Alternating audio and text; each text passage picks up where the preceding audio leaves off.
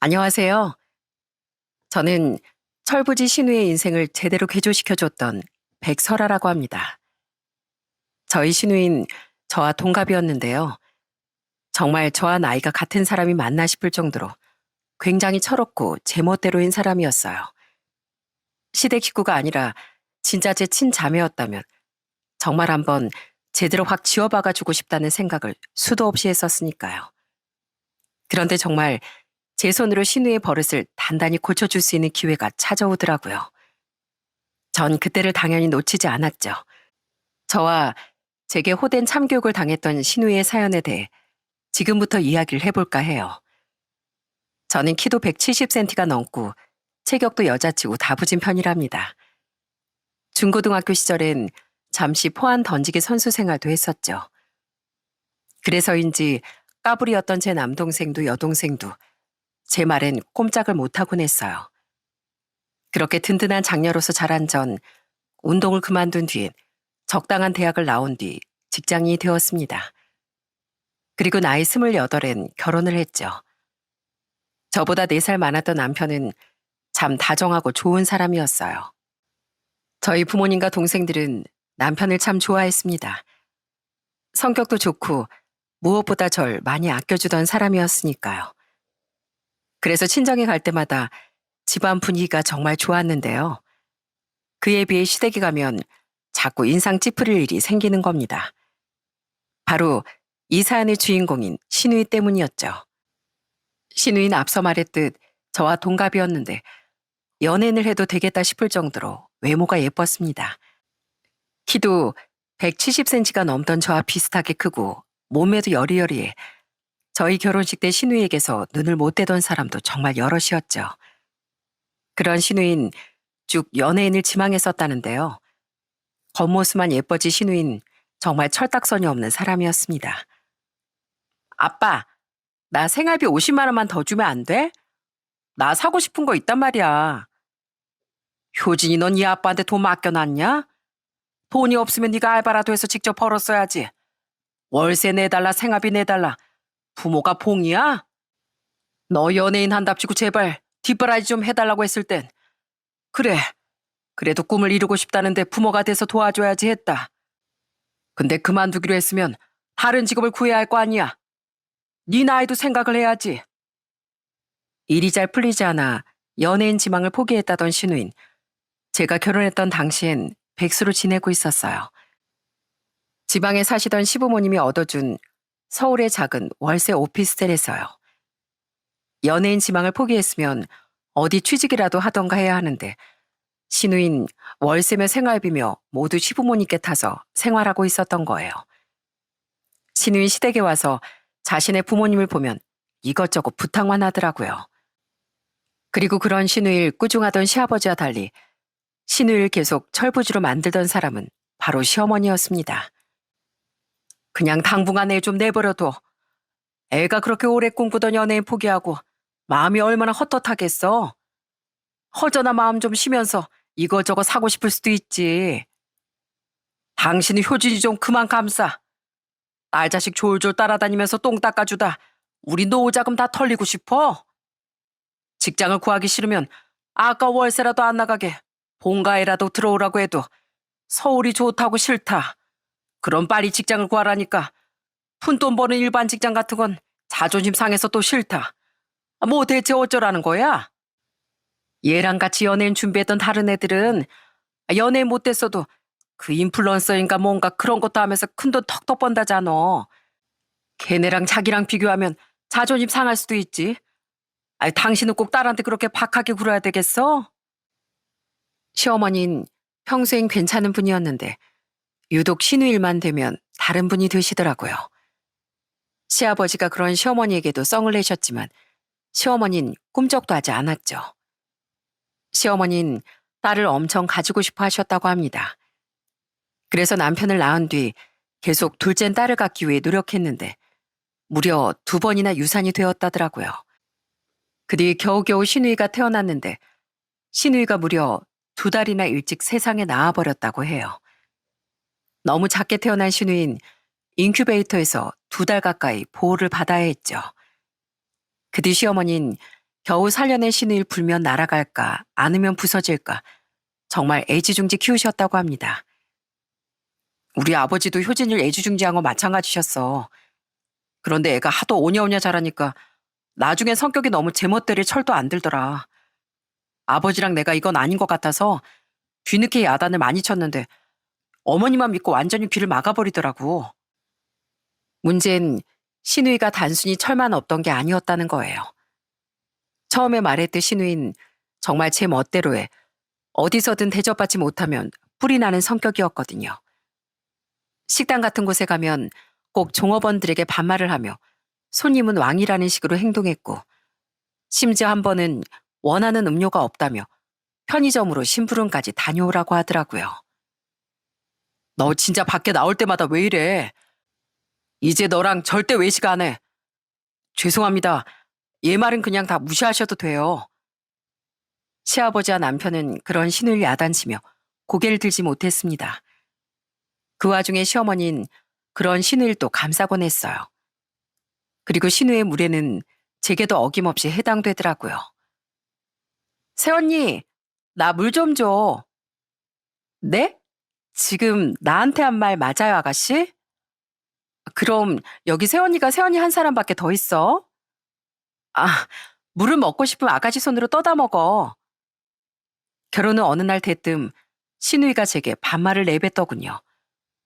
그 태도가 너무 건방져 저도 그냥 반말로 대답해버렸습니다. 저라고 뭐 못할 거 없으니까요. 신우인 그런절 어이없다는 표정으로 보며 이렇게 말했습니다. 지금 나한테 반말한 거야? 너도 하잖아. 따지고 보면 내가 손윗사람인데 나는 왜 하면 안 돼? 난 신우이잖아. 어디 시댁 식구 어려운 줄 모르고 며느리가 신우이한테 반말을 해? 너랑 나랑 동갑인데 굳이 내가 왜 존대를 해줘야 하냐고. 너 시집살이 한번 제대로 당해보고 싶어? 내가 웬만하면 처음부터 예의를 내던지지는 않는데 다짜고짜 반말하는 사람한테 어떻게 예의를 지켜줘? 자, 아가씨, 내가 한 발 양보해서 다시 존댓말 써줄게요. 근데 아무리 동갑이어도 이런 건 상호간에 존댓 쓰면서 예의를 지키는 게 맞죠? 저는 성격이 불같아서 아닌 건 아닌 사람이에요. 또 저한테 반말 찍찍하면서 최소한의 예의도 안 지키면 그때부턴 제 입에서 두 번 다시 존대 나오는 일 없을 거예요. 이런 저한테 시집살이 시킨다고 한들 별로 통하지도 않을 거고요. 우리 가족인데 좋게 지내요. 네? 단순히 시댁 식구란 이유로 제게 함부로 굴려던 신우인 말문이 막혀버렸습니다.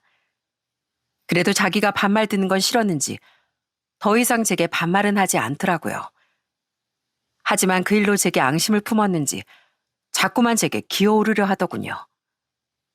새언니, 새언니는 같은 서울 살면서 혼자 사는 신우한테 반찬 한 번은 안 해다 줘요? 와서 청소도 해주고 하면 얼마나 좋아요. 우리 집에 빨래도 많이 쌓였고 집도 더러우니까 이번 주말에 와서 집안일 좀 해주고 가요. 아가씨는 손이 없어요. 발이 없어요. 아가씨는 일도 안 하는데 그럼 시간도 많을 거 아니에요. 집안일 정도는 스스로 하세요. 전 호의를 고마워하지도 않을 사람한테 호의를 베푸고 싶지는 않네요. 아, 진짜. 새언니 시댁이 우스워요? 나 신우이예요, 신우이. 시댁 식구들한테 깍듯해야 되는 게 며느리 아니에요? 내가 뭐 죄졌나요? 아니면 가족들한테 예의를 안 지키고 있나요? 아가씨, 나한테 자꾸 말도 안 되는 대접받고 싶어 하지 말고 그 시간에 일자리라도 좀 구하세요. 은퇴하고 나서도 다 큰 자식에게 용돈을 받아보긴커녕 계속 생활비 월세 다 내주고 계신 아버님 어머니께 죄송하지도 않아요? 자꾸만 제게 대접받고 싶어하는 신우에게 저도 져주고 싶지 않았습니다. 그렇다고 시부모님을 생각하면 그 노란 삭수를 고쳐주겠답시고 도를 지나치기도 뭐해 그냥 똑같이 받아쳐주는 정도로 그런 상황들을 지나갔었죠. 예, 애미야. 너 왜 자꾸 우리 효진이가 못난 애라는 듯이 말을 해? 우리 애가 좀 철이 없는 편이긴 하다만 아무리 그래도 신우인데 말을 좀 가려서 해야지. 시어머니는 신우이와 제가 사사건거 부딪히자 제게 불만을 표하시더라고요. 시아버지와 남편이 제 편을 들어주었기에 시어머니와의 사이가 크게 틀어지진 않을 수 있었지만 그 상황이 좀 답답하더라고요. 평소엔 정말 상식적이고 제게도 잘하려 노력해준 분이었으니까요. 그런데 집신도 짝이 있다더니 저희 아들이 4살 때 시누이가 결혼을 하더라고요. 심지어 심해부는 정말 좋은 사람이었습니다. 집도 잘 살고 직업까지 좋았어요. 솔직히 그런 사람이 제대로 직업도 없는 시누이를 왜 좋아하나 싶었는데 심해부는 시누이의 외모에 완전히 반한 거더라고요. 심해부는 시누이가 해달라는 건 정말 다 해주더군요. 시누인 심해부가 선물해준 명품 가방, 명품 옷, 구두 등을 끊임없이 사진 찍어 SNS에 자랑했고요. 사랑둥이 남편 덕에 매일 행복한 일상. 아, 행복해. 또 시누인 이런 행복에 젖은 멘트와 함께 심해부와 고급 식당에서 식사하는 사진, 비싼 해외 휴양지에 놀러간 사진들도 쉬지 않고 SNS에 올리고 가족들에게도 자랑했습니다. 심지어 심해부는 시누이에게 외제차도 하나 더 뽑아줬더라고요. 심해부가 그렇게 잘해줬으면 시누이도 심해부에게 잘했어야 하는 거 아닌가요? 그런데 시누이는 갈수록 심해부를 그렇게 무시하고 구박하더라고요. 아, 내 바로 옆에 서지 말고 좀 떨어져서 걸으라니까. 키 높이 깔창이라도 한 10cm 깔고 나오든가. 얼굴 안 보이게 모자도 좀 쓰고. 그 이유라는 게 정말 기가 막히더라고요. 우선 심해부는 키가 167cm 정도로 시누이보다 키가 작았습니다. 그리고 제가 보기엔 꽤 호감적인 얼굴이었건만 시누인 심해부더러 못생겼다는 말을 아예 달고 살더라고요. 시누인 외형적으로 못났다고 생각하는 심해부를 창피했던 거죠. 내 전 남자친구들은 다 키도 크고 얼굴도 연예인 뺨째 썼는데 모델하던 애도 있었어. 당신은 진짜 그 많은 돈 덕에 나 같은 여자랑 살 수 있는 줄 알아. 가족들이 보고 있는 앞에서도 저러니 집에선 얼마나 심할까 싶어 심애부에게 너무 미안하더라고요. 보다 못한 남편과 제가 때론 시아버지까지 신을 나무랐지만 정작 사람 좋은 심해부는 괜찮다며 씁쓸하게 웃더라고요. 하지만 심해부도 결국 사람 아니겠습니까? 신우인 결국 결혼 3년 만에 인내심이 폭발한 심해부에게 이혼당하고 말았어요. 갈수록 심해진 신우의 무시를 참고 참던 심해부는 결혼 전 했던 약속과 달리 아이를 낳기 싫다며 계속 임신 시도를 거부했던 신우에게 오만정이 낯떨어졌다고 하더라고요. 아빠, 김서방 좀 뭐라고 설득해봐. 어?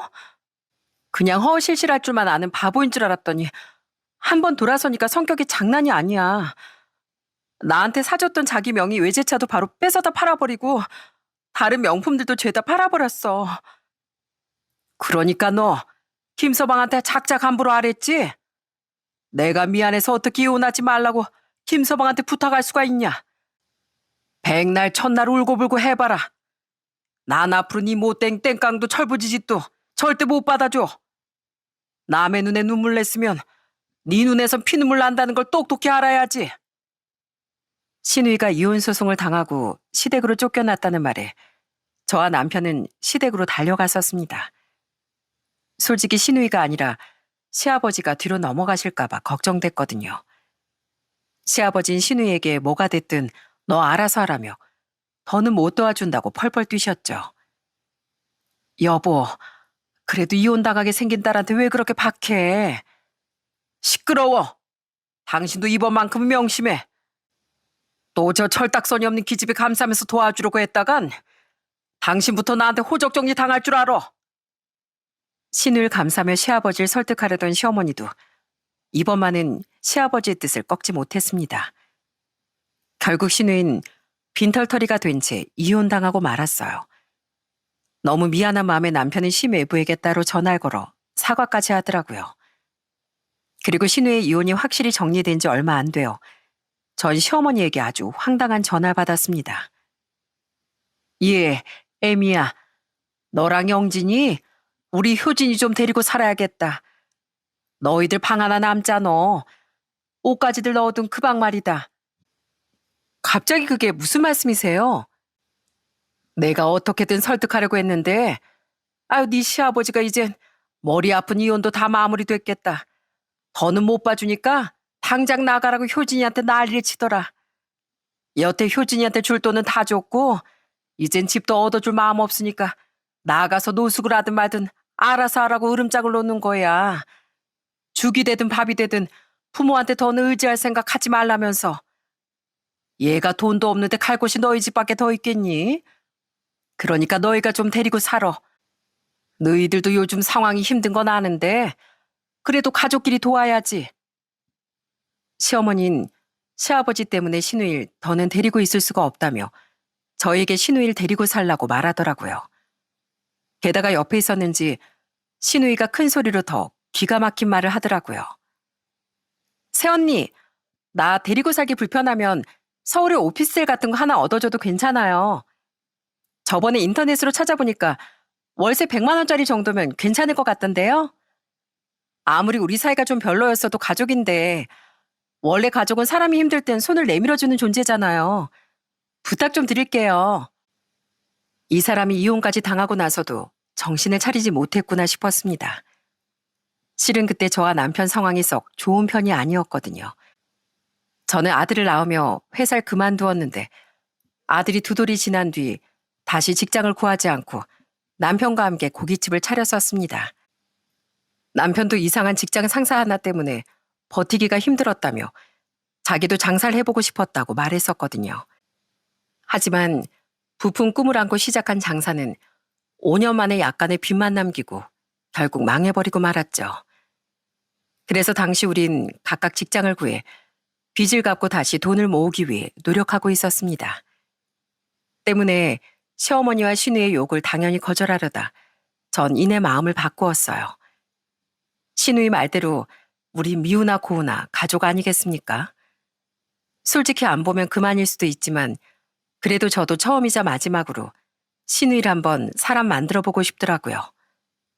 그래도 안 되면 분노 유발자인 신우를 이젠 보지 말고 살자고 다짐하며 전 알겠다고 대답했어요. 집을 구해주는 건 못해도 한번 데리고 살아보겠다고요. 내 동생 정신 차리게 해준다니 나야 고맙지만 당신 정말 괜찮겠어? 가뜩이나 집안 상황 때문에 힘들 텐데. 해보는 거지 뭐. 당신이 내 동생들한테 잘해주는 거 나 두고두고 고마워하고 있어. 그러니까 나도 당신 동생 위해서 한번 힘써볼게. 제 이야기를 들은 남편 또한 제 계획에 동의하더군요. 주말이었던 다음 날 시어머니는 직접 신우를 저희 집에 데려다 주셨습니다. 시어머니는 짐가방을 저희 집 안에 내려놓은 뒤 저와 남편에게 신우이를 부탁하셨어요. 애가 아직 마음에 상처가 크니까 애 타박하지 말고 좀 오냐오냐 잘 봐줘 애미야. 우리 효진이 좀 잘 부탁한다. 애가 가리는 반찬이 많으니까 신경 좀 써주고 우리 효진이 받아준다고 해서 정말 고맙다. 효진아, 엄마 갈게. 네, 아가씨 위해서 최선을 다해볼게요. 전 그런 시어머니에게 의미심장한 말을 남겼습니다. 그리고는 시어머니가 가시자마자 본격적으로 신우의 개과천선시키기에 돌입했죠. 남편이 시어머니를 터미널까지 모셔다 드리러 나간 뒤 신우인 소파에 거만하게 앉아 이러더라고요. 제가 결혼하기 전에 저희 집에 와서 밥하고 청소 좀 해달라고 그렇게 말했을 땐 한 번은 안아주더니 결국 이렇게 제가 언니 밥을 얻어먹고 살게 됐네요. 아, 배고파. 새언니, 나 삼겹살 먹고 싶은데 나가서 삼겹살 좀 사다 줘요. 아, 소주도 한 병 같이요. 참, 아가씨 밥, 빨래, 청소 다 해준다고 누가 그래요? 삼겹살에 소주 먹고 싶으면 아가씨 돈으로 직접 사 먹어요. 네? 아니 뭐예요 그럼? 설마 집안일을 나더러 하라는 건 아니죠? 아까 우리 엄마한테 날 위해서 최선을 다하겠다면서요. 네, 이번 기회에 아가씨 데리고 살면서 제가 사람 한번 만들어 보려고요. 그게 진짜 아가씨 위하는 일 아니겠어요? 자, 우리 집엔 우리 집안의 법칙이 있고 그게 싫으면 아가씨가 나가면 돼요. 일하지 않는 자 먹지도 말라, 알죠? 우리 집에 사는 동안 월세, 공과금, 식비 등등 생활비까지 다 해서 다달이 100만 원씩 내세요. 뭐라고요? 내가 돈이 어딨어요. 그럴 거면 직접 직구해서 나가 살았죠. 당장 돈이 없으면 우선 몸으로 때우던가요. 정확히 우리 집 집안일 절반은 아가씨가 맡아요. 전부도 아니고 절반이니까 숙식 다 해결하고 그 정도면 100만 원어치는 충분하겠네요.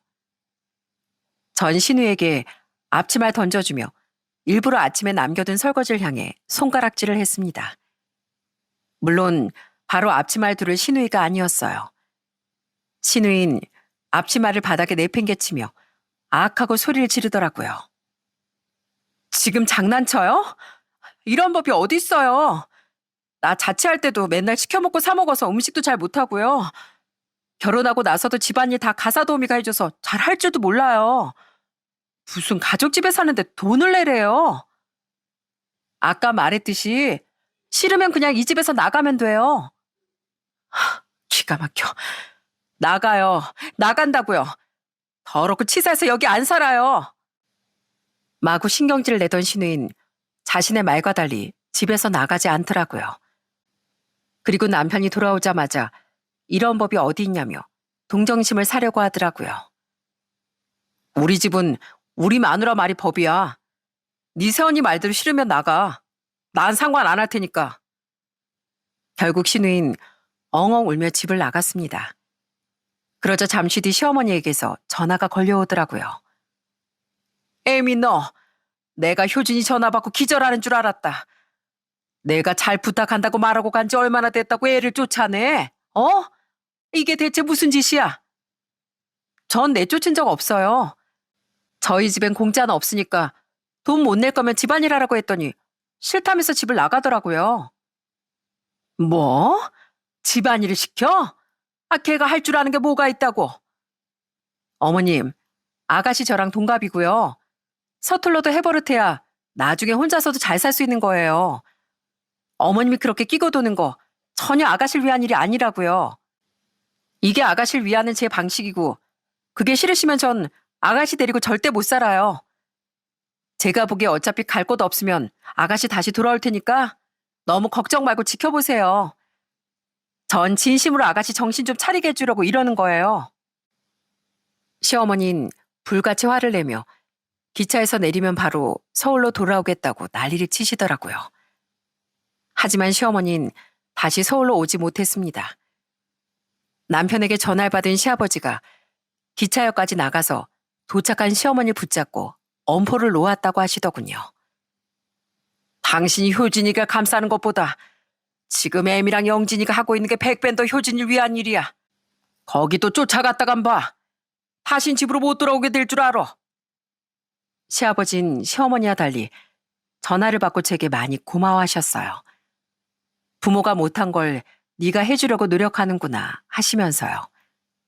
그렇게 시어머니도 신우이를 돕지 못했고 결국 신우인 이틀 뒤 지친 표정으로 집으로 돌아왔습니다. 이틀은 찜질방에서 잤는데 이젠 진짜로 돈이 없어서 그래서 왔어요. 네, 잘 왔어요. 다시 여기 돌아왔다는 건 제가 말한 대로 열심히 돈을 벌어서든 집안일에서든 월세랑 생활비를 책임지겠다는 뜻이겠죠? 앞으로 잘 부탁해요. 그날부터 신우인 울며 겨자 먹기로 집안일을 하기 시작했습니다. 하지만 하기 싫은 티를 팍팍 냈죠. 신우인 설거지를 하다 고의로 접시를 3개나 깨먹기도 하고 청소기를 돌리다 화분을 와장창 박살을 내기도 하더라고요. 또 음식을 하라고 시켰더니 진짜 사람이 먹기도 힘든 수준의 결과물을 만들어 내놓는 겁니다. 하지만 전 다 예상했다는 듯 시원하게 대응했어요. 접시값, 화분값 다 따로 달아둘게요. 돈으로 갚아도 되고 아니면 그만큼 가사노동을 더 해서 갚아도 돼요. 안 그래도 대청소하려고 했는데 잘 됐네요. 엄마, 고모가 하는 음식 너무 맛없어. 나 못 먹겠어. 미안해서 어떡하지 선호야? 고모가 워낙 요리에 재능이 없어요. 거봐요 새언니. 내가 음식 못한다고 했죠? 아우 이거 다 아까워서 어떡한데. 그러니까 앞으로 저 음식 같은 거 절대 시키지 말아요. 해보다 보면 늘겠죠 뭐. 우선 오늘 낭비한 식재료 값은 따로 계산할게요. 아가씨가 다 먹던가 그건 알아서 하고 우린 그냥 외식하고 올게요. 아우 이건 정말 못 먹겠네요. 네? 아니, 왜 난 안 데리고 가요? 그럼 이걸 버려요, 아깝게? 음식 남기면 벌 받아요. 음식 못한다면서 이렇게 잔뜩 음식을 만들어 놓은 아가씨가 책임져야죠. 여보, 선호야, 우린 나가서 먹자. 그 어떤 꼼수도 통하지 않자 신우인 분했는지 표정이 썩어 들어가더군요. 그리고 그 뒤부턴 어차피 피해를 보는 건 자기였으니 집안일을 전보단 똑바로 하긴 하더라고요. 그 와중에 분했는지 쉴 새 없이 씩씩댔지만 갈 곳이 없는데 어쩌겠습니까? 그러다 얼마 뒤엔 우린 함께 제주도 여행을 떠나게 됐어요. 신우이가 저희 집에 오기 전부터 예약해둔 여행이었는데 오랜만에 큰맘 먹고 떠나기로 한 여행이라 취소할 수가 없겠더라고요. 신우인 제주도라는 말에 눈을 반짝하며 자신도 가겠다고 졸라댔습니다. 그래서 함께 여행을 떠났는데 신우이는 가서 정말 아무것도 안 하고 불평불만만 늘어났죠. 아, 뭐야. 여행이라길래 5성급 호텔 정도 기대했는데 이런 조그만 펜션이 다 뭐예요. 그리고 식사도 좀 아까처럼 백반집 같은 데 말고 비싼 해물 모듬, 통갈치 이런 거 먹으러 가자고요. 여행 와서 이게 무슨 궁상이야. 아가씨, 아가씨 여태 계속 투덜대기만 하면서 아가씨가 먹은 물컵 하나 아가씨 손으로 안 닦은 거 알아요? 여행 온 거잖아요. 귀대 못 미치면 투덜댈 수도 있는 거죠. 그리고 명색이 여행인데 내가 여기 와서까지 일을 해야 돼요? 아, 숨 좀 쉽시다. 네? 그렇게 첫날을 보낸 다음 날 저와 남편은 술에 취해 뻗어 자고 있던 신우를 숙소에 두고 아이만 챙겨서 나와버렸습니다. 그리곤 퇴실 시간이 다 되었을 때 신우에게 전화를 걸어 통보했어요. 아가씨, 곧 퇴실 시간이니까 일어나요. 우린 아까 먼저 나왔거든요. 어차피 오늘 예약한 펜션은 다른 데라서요. 정리를 싹 해놨으니까 아가씨 몸만 나오면 돼요. 아가씨 집만 챙겨서요. 그리고 우린 아가씨처럼 이기적이고 불만만 많은 사람이랑 계속 여행하기 힘들 것 같으니까 남은 일정은 따로 다닐게요. 네? 아니, 나 돈도 없는데 그럼 어떻게 하라고요? 여기까지 와서 이러는 법이 어디 있어요? 그러게 돈도 한 푼 없는 사람이 호텔이며 통갈치며 뭐 그렇게 바라는 게 많았어요? 돈이 그렇게 우스니까 그런 거 아니었어요? 우리 모르겠으니까 알아서 해결하세요. 전화 끊어요. 그렇게 전화를 끊은 뒤 당연히 신우인 계속 전화가 오고 난리가 났습니다. 저녁이 되어서야 전 신우의 전화를 다시 받아줬어요. 그러자 신우인 엉엉 울며 애원을 하더라고요. 진짜 어디에요, 새언니? 저 돈 없어서 짐 들고 하루 종일 걸어 다니기만 했다고요. 비행기표 살 돈도 없고 내일 예약한 비행기표 정보도 새언니랑 오빠가 알잖아요. 저 하루 종일 쫄쫄 굶었어요. 목도 마르고 배고프고 다리 아프고 돈 1,000원이 없어서 물도 못 사 먹었단 말이에요. 제가 잘못했어요. 그러니까 제발 저 좀 데려가세요. 그렇게 아나무인으로 굴더니 아쉬워지니까 잘못했다는 말도 할 줄 아네요. 아가씨 맨날 사치하고 어머님 아버님 돈 우습게 썼죠? 이제 단돈 1,000원도 얼마나 소중한 돈인지 좀 알겠어요? 자기 손으로 돈 벌 줄도 모르는 아가씨를 먹여주고 재워준 어머님 아버님도 저랑 남편도 심지어 아가씨 전 남편까지 얼마나 고마운 존재들이었는지 오늘 일 계기로 한번 잘 생각해 보세요. 그렇게 신우이의 사과를 받아내고 나서야 저와 남편은 차를 몰아 신우이를 데리고 왔습니다. 그날은 정말 고생이 많았는지 신우인 저녁으로 고기국수 한 그릇과 돈베고기까지 군말 없이 해치우곤 밤에 아주 꿀잠을 자더라고요. 그렇게 제주도 여행에서 돌아온 뒤 전 신우에게 직접 적은 청구서를 내밀었습니다. 이게 뭐예요? 세상에 공짜가 어디 있어요. 아가씨 앞으로 들어간 비행기 표값, 아가씨 몫의 차 렌트비, 식사비, 숙소비 따로 계산한 거예요. 이것도 다 갚으셔야죠. 아니, 이런 날강도 같은 법이 어디 있어요. 내가 말했잖아요. 돈 1,000원도 소중한 걸 아가씨는 알아야 된다고요. 그리고 아가씨, 이거 말고 앞으로 다달이 내기로 한 돈도 앞으로는 역시 그냥 돈으로 주세요.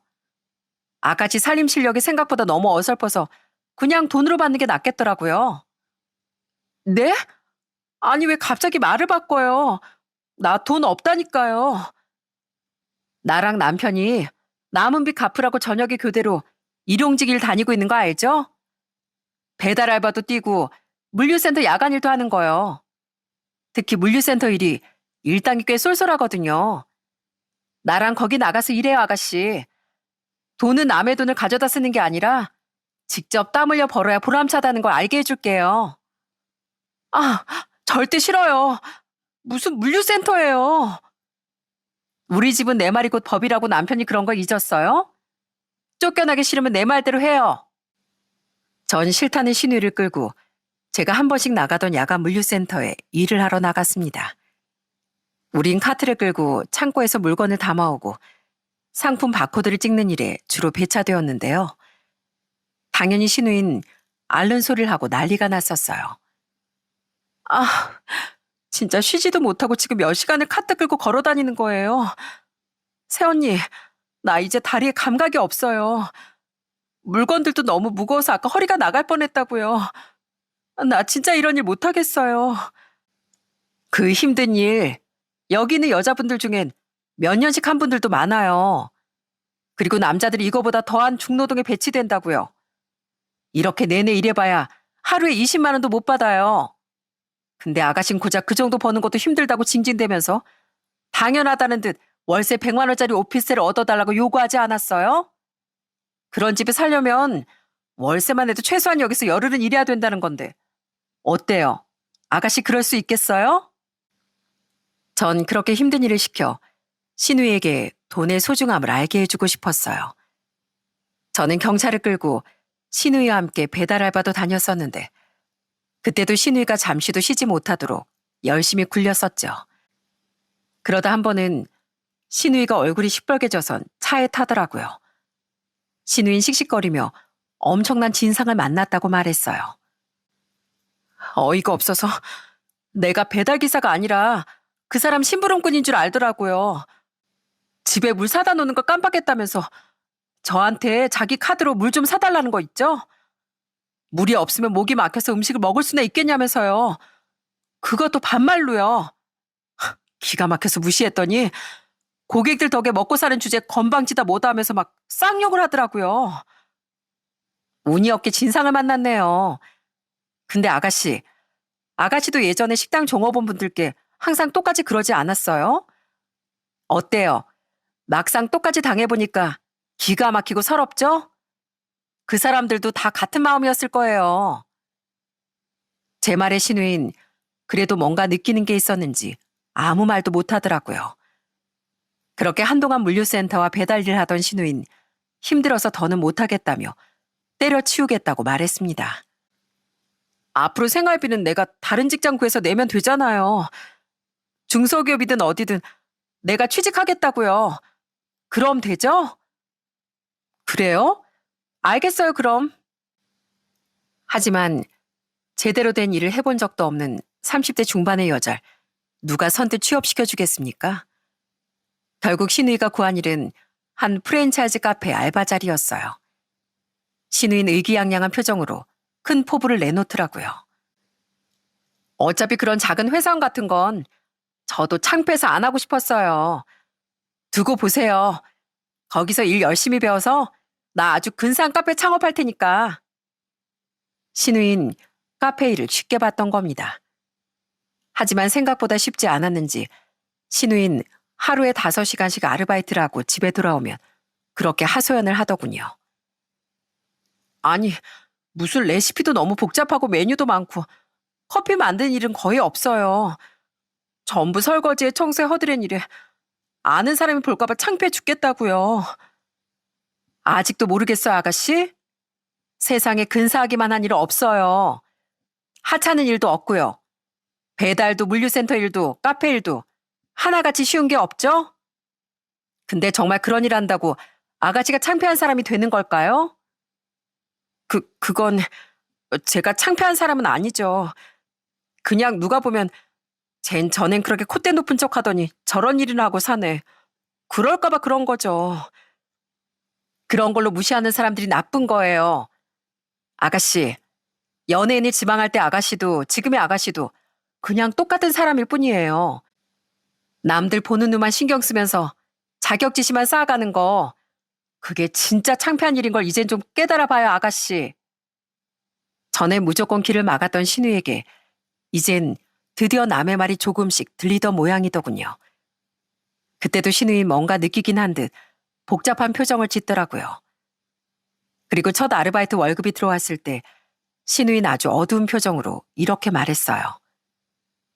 아무래도 물류센터랑 배달하면서 버는 돈에 비해 주유수당 다 포함해도 월급이 너무 적네요. 일하는 시간도 적고 아르바이트니까. 저 새언니, 여기서 100만 원 새언니한테 주면 저한테 남는 돈이 20만 원 정도밖에 안 돼요. 저 돈도 좀 모으고 싶은데 나머진 전처럼 집안일 열심히 할 테니까 좀 깎아주시면 안 될까요? 나름대로 너무 어렵게 번 돈인데 아까워서. 그렇게 해요, 그러면. 대신 집안일 대충 하면 바로 다시 전부 돈으로 받을 거예요. 고마워요, 새언니. 어느새 신우인 정말 많이 변해 있더군요.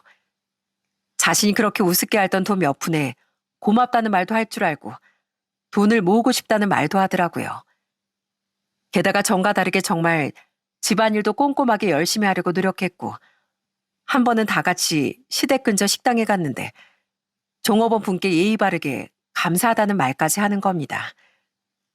그 모습을 보고 시어머니는 눈이 튀어나올 듯 커다래지셨죠. 신우인 그런 시어머니를 보며 민망한 듯 머리를 극적거렸어요. 아니, 내가 배달 일도 하고 카페에서도 일해보니까 나한테 함부로 행동하는 손님을 만나면 하루 종일 기분이 안 좋더라고. 내가 이런 취급 받을 사람이 아닌데 너무 기분도 나쁘고 속상하고 그제야 내가 얼마나 못됐었는지 알겠더라고. 아이고, 내일은 해가 서쪽에서 뜨겠구나. 에미야, 너 정말 대단하다.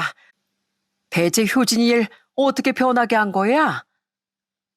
시아버진 놀라서 한박 웃음을 지으셨고 시어머니 뭔가를 생각하는 듯 아무 말도 없으셨습니다.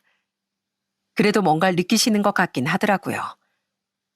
그로부터 얼마 뒤 어느 날 남편이 약속이 있어서 집을 비웠던 저녁에 전 신우에게 삼겹살을 구워주었습니다.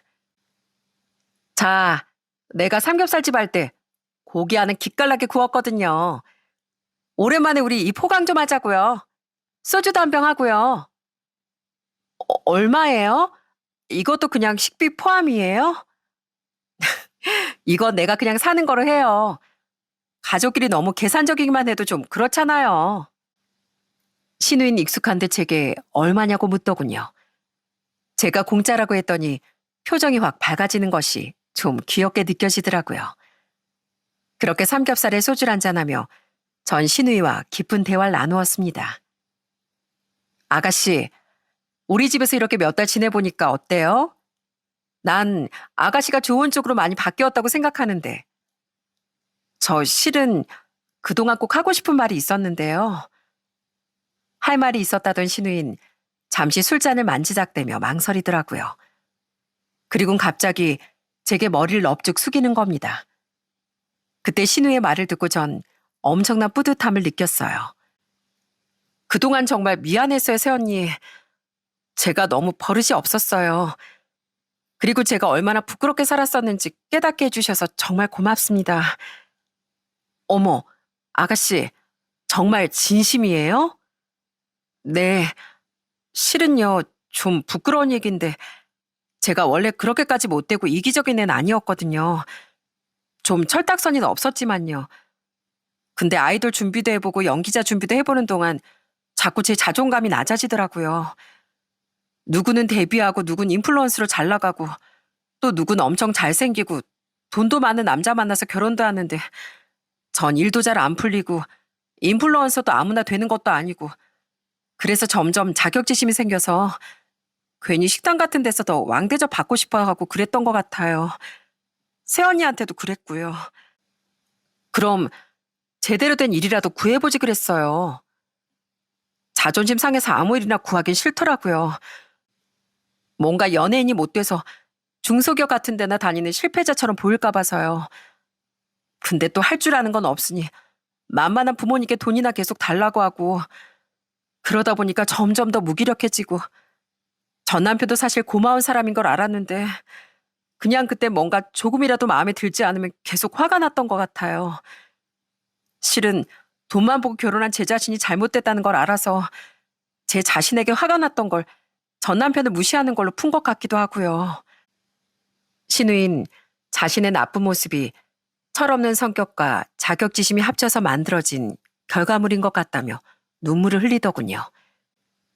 그래서 주위에서 뭐라고 하든 듣기도 싫고 자신이 틀렸다는 걸 인정하기도 싫어서 더 아나무인이 된 것 같다고 하더라고요. 근데 여기 와서 새언니한테 혼도 실컷 나고 중노동도 해보고 역지사지 입장도 되어보니까 제가 얼마나 어리석게 살아왔는지 깨닫게 되더라고요. 너무 부끄럽고 제가 사람도 돈도 얼마나 함부로 대했는지 다시 생각해보게 됐어요. 그래서 이젠 정말 제대로 살고 싶다고, 그리고 가족들에게 고맙고 미안했다는 인사도 꼭 하고 싶다고 생각하고 있었어요. 근데 또 차마 입이 안 떨어져서 계속 망설였던 거예요. 저 지금 진심으로 너무 기뻐요, 아가씨. 아가씨가 정말 마음을 바로 먹었다고 하니까 막 주체할 수 없는 보람이 느껴지는 것 같아요. 정말 잘 생각했어요, 아가씨. 정말 잘했어요. 이게 다 새언니 덕분이에요. 저 같으면 저 같은 밉상신을 진즉부터 상대도 안 해줬을 것 같은데 정말 감사해요, 새언니. 근데 저 너무 늦지 않았을까요? 나이가 벌써 36인데 지금부터 뭐라도 저 다시 시작해 볼 수 있을까요? 그럼요. 36이 뭐가 어때서요. 시작할 수 있는 길은 많아요. 할 수 있어요. 아가씨 옆엔 이렇게 가족들도 있잖아요. 그 철없던 신우이가 눈물을 흘리며 저런 반성어린 말을 할 줄 누가 알았겠습니까? 너무 감격스럽더라고요. 그리고 그날 집으로 돌아와 제게 이야기를 들은 남편도 놀라움을 금치 못했습니다. 고마워, 여보. 이게 다 당신 덕분이야. 와, 효진이 걔가 요즘 변한 건 알았지만 그렇게 속 깊은 생각을 했을 줄이야. 이후 혹시라도 신우의 마음이 다시 금세 변할까 싶어 전 꼬박꼬박 생활비를 받긴 받았습니다. 그 사이 신우인 카페에서 정말 열심히 일했던 건지 정직원으로 채용까지 되었어요. 힘들어도 막상 해보니까 손님 응대하고 커피 만드는 일이 제법 재밌더라고요. 그래서 저 이번엔 진짜로 열심히 일 배우고 바리스타 자격증도 따서 나중에 꼭 카페 차려보려고요. 정직원으로 전환된 뒤 첫 월급을 받았을 때 신우인 우리와 함께 시댁에 내려갔습니다. 그리고 그때 신우인 두 분께 빨간 내복을 선물로 드리더라고요. 엄마, 아빠, 그동안 내가 너무 철없이 굴어서 미안해. 나 정직원 되고 받은 첫 월급으로 산 내복이야. 비록 지금은 이런 것밖에 못 사왔지만 앞으로 엄마 아빠 생일에 용돈도 드리고 효도 많이 하면서 살게. 아빠, 그동안 내가 까먹은 돈은 나중에 내가 어떻게 쓰든 갚을게. 조금만 기다려줘. 나 이젠 정말 제대로 살고 싶어. 그동안 너무 죄송했습니다, 아빠, 엄마. 그리고 이 못난 딸 포기하지 않고 지켜봐 주셔서 정말 감사합니다. 존댓말까지 쓰며 진심으로 건넨 신우의 말에 시부모님은 눈시울을 붉히시더라고요. 그리고 그날 다 같이 술을 한잔한 뒤 시어머니는 절 따로 불러 조심스레 이런 말을 하셨답니다. 내가 살면서 늘 철부지로만 알았던 효진이한테 이런 선물을 다 받아볼 줄은 몰랐구나. 있지, 애미야. 변명 같겠지만 부모인 내 눈에 영진이는 안 그런데 이상하게도 효진이는 아직 항상 5살, 7살짜리 꼬마애로 보이더구나. 그래서 내가 일 그렇게 보이는 대로 대했더니 효진이도 떼쟁이 아이 못으로 멈춰 있었던 거야. 그걸 내가 이제야 깨닫게 됐어. 어리석은 나 대신 효진이의 시간을 다시 흐르게 해줘서 진심으로 고맙다. 내가 너무 부끄러운 엄마였다는 걸 알게 해줘서 정말 고마워. 그동안 내가 너한테 뭐라고 했던 거 정말 미안했다. 그렇게 저희 시댁엔 따뜻한 변화가 찾아올 수 있었답니다. 신우인 저희 집에서 7개월을 산 뒤 작은 원룸을 구해 독립했어요. 실은 아직 모은 돈이 많이 없던 신우에게 전 조용히 500만 원을 건넸습니다. 이게 웬 돈이에요? 7개월 동안 아가씨가 나한테 줬던 돈에서 주는 거예요. 네? 이걸 왜 주세요? 내가 특별히 가족이라 대폭 할인해 준 거예요. 할인된 만큼 되돌려 주는 거라고요. 아가씨가 계속 정신 못 차리고 있었으면 당연히 할인 같은 거 안 해주려고 했는데 아가씨가 이번에 마음을 제대로 먹은 것 같아서 그게 너무 기특해서요.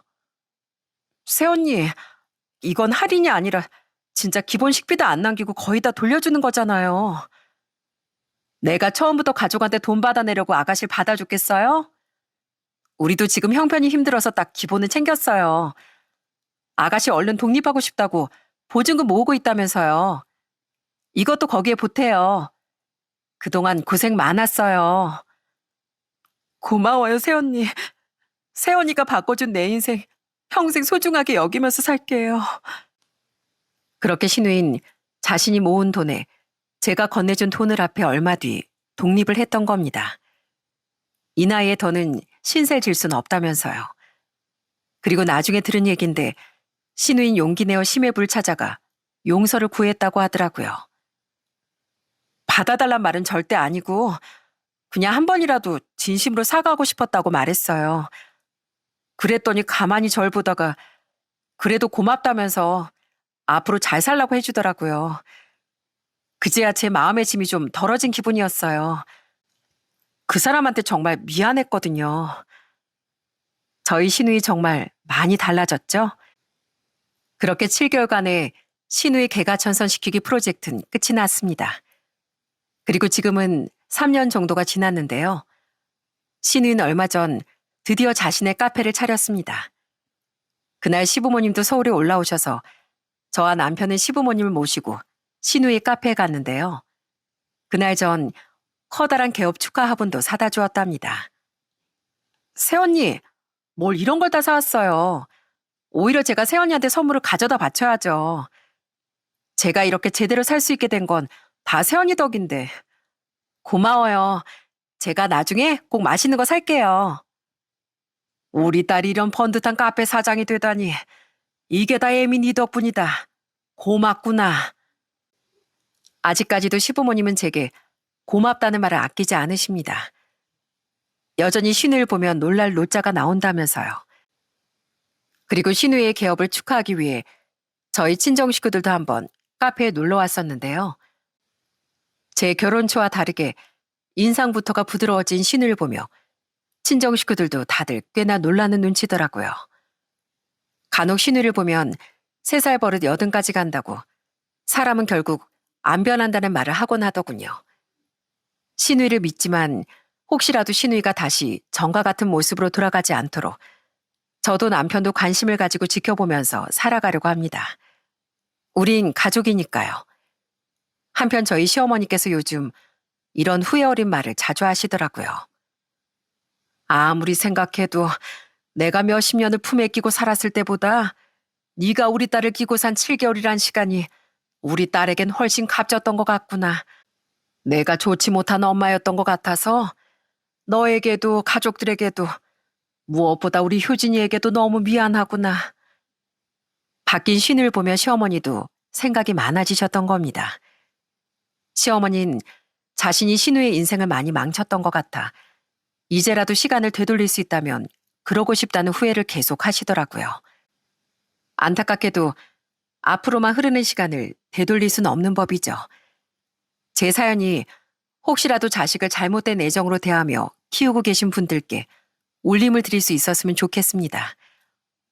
아이를 낳고 키운다는 건 그 인생 전체를 좌지우지할 수 있는 무겁고 중요한 일이라고 생각해요.